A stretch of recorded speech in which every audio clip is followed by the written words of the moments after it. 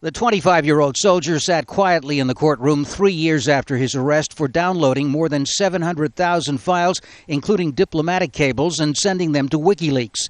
Prosecutors laid out a detailed timeline for the former intelligence analyst's actions. Captain Joe Morrow said an arrogant Manning used his training, quote, to seek the notoriety he craved. The court was told that at WikiLeaks' request, Manning forwarded the names, positions, and personal information of more than 74,000 U.S. military members in Iraq. While Manning has admitted guilt on 10 charges, the prosecution focused on the most serious count, which he denied, consciously aiding the enemy and endangering U.S. national security.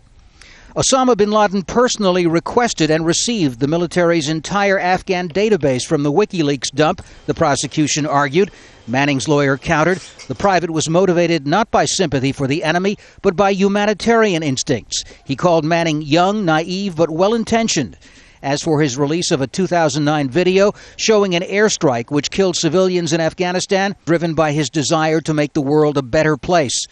Supporters of Manning demonstrated outside the Army base where the court convened, as well as in other locations around the country. I stand out here as a witness. I stand out here in support of Bradley Manning. I hope he knows that there's many people that are support him and want the best for him and think he deserves to be freed. In rendering her judgments, military judge Denise Lind will have to determine whether Manning had consciously aided the enemy.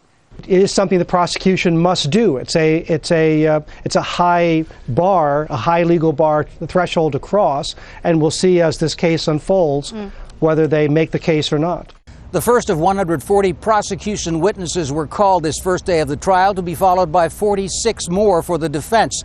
But much of their testimony will be classified and behind closed doors. And so a number of media organizations have petitioned the court for an official transcript. That's something the judge so far has refused.